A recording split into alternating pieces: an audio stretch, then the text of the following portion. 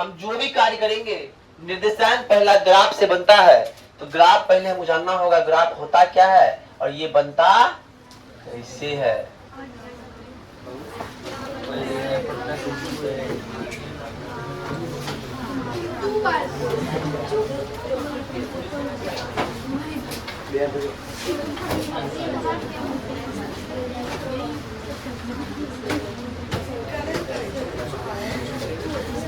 चलिए बड़ी बारीकी से देखिए ध्यान से। सब अपना कॉपी को नहीं, अभी मेरे बोर्ड को देखेगा और हमको देखेगा और हमको सुनेगा। ध्यान से देखिए, एक होती है लेटी हुई रेखा, एक होती है लेटी हुई रेखा, इसको बोलते हैं हम लोग एक्स अक्ष। क्या बोलते हैं? क्या बोलते हैं? एक्स अक्ष। और जो एक होती है ऊर्ध्वाधर रेखा, इसको बोलते हैं वाई अक्ष। कोई दिक्कत? इसी एक्स अक्ष का नाम है भुज। क्या नाम है? भुज। और इसी वाई अक्ष का नाम है कोटि। क्या नाम है? कोटि। ध्यान दीजिएगा, एक्स अक्ष को हम लोग भुज बोलते हैं और वाई अक्ष को कोटि बोलते हैं। एक्स अक्ष को क्या बोलते हैं? भुज बोलते हैं। वाई अक्ष क्या बोलते हैं? कोटि। बात समझ में आ रही है? अब आइए बात, जब हम एक्स अक्ष में राइट साइड जाएंगे, दिख रहा है, राइट साइड जाएंगे तो ये क्या होगा? धनात्मक होगा। 1 2 3 4 5 6 इस तरह और बढ़ते रहे, कोई दिक्कत? और जस्ट इसके अपोजिट आएंगे तो ये होगा ऋणात्मक।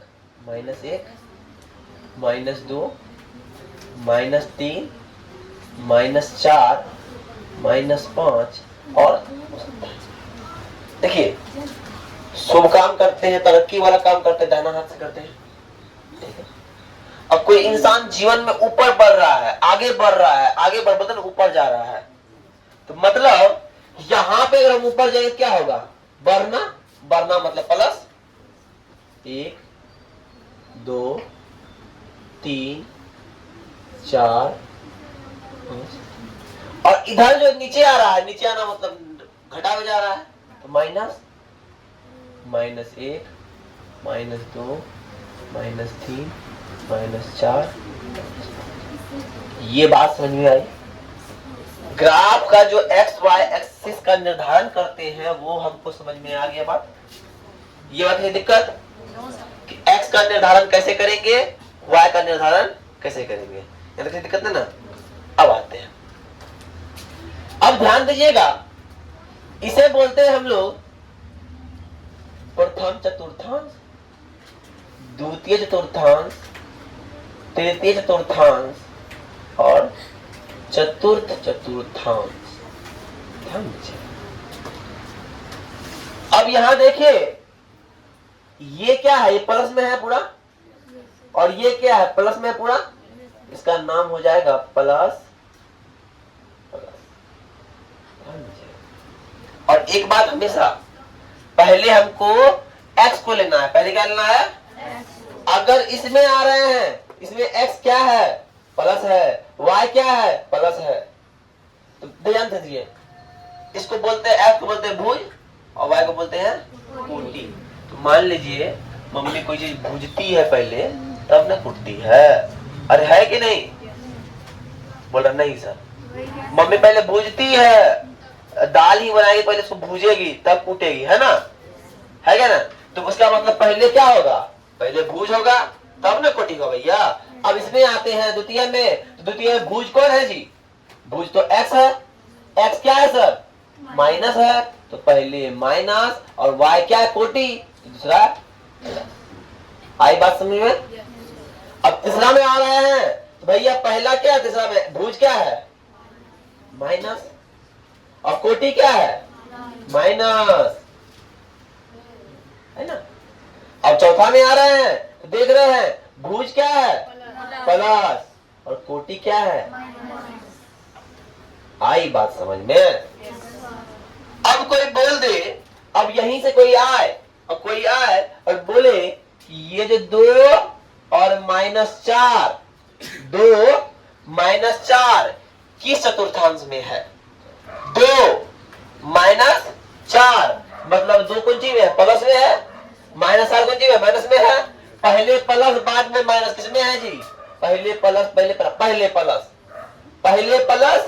बाद में माइनस। ये कौन चतुर्थांश में है?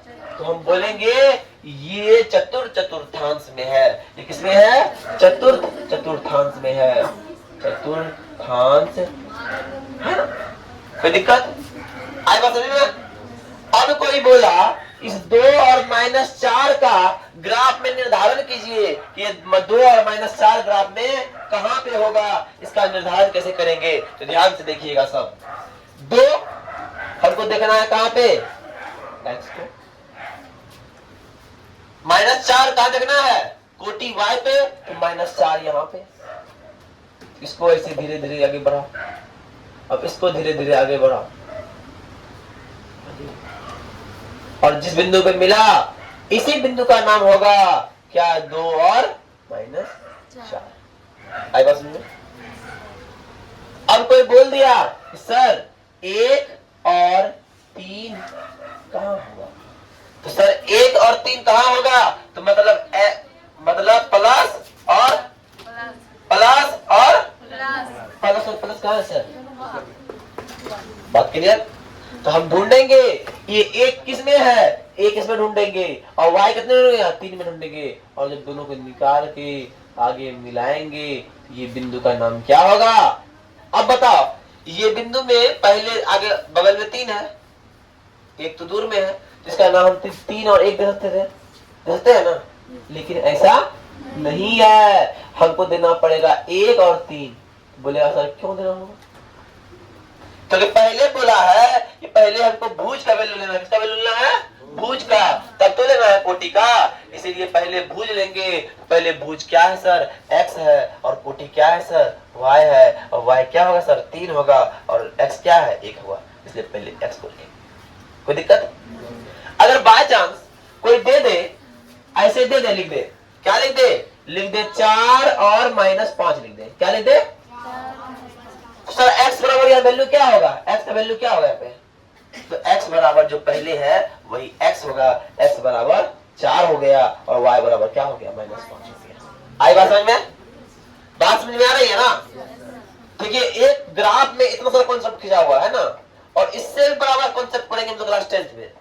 और क्लास 10th में बताते हैं इंपॉर्टेंट है, IMPORTANT, इंपॉर्टेंट है। और इसे इंपॉर्टेंट ही नहीं है, वेरी वेरी इंपॉर्टेंट है, समझे?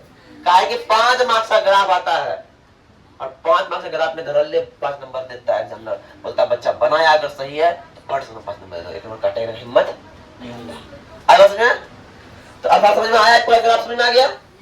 चतुर्थांश समझ में आ गया? कितने चतुर्थांश हैं? 1 2 3 4 5।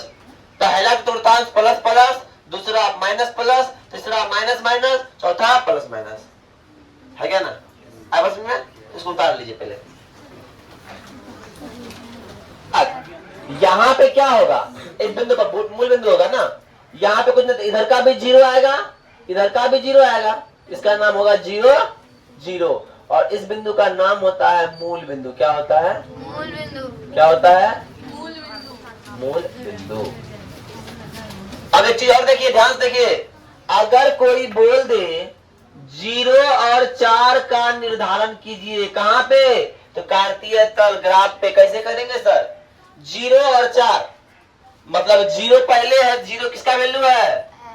x का है, भुज का है, और y बाद में, y किसका वैल्यू है? कोटि का है। x का वैल्यू 0 कहां? यहाँ। y का वैल्यू 4 कहां? यहाँ। मतलब इस बिंदु का नाम होगा 0,4। कोई दिक्कत? अगर कोई बोल दे कि 4 और 0 का निर्धारण कीजिए, कैसे कीजिएगा आप?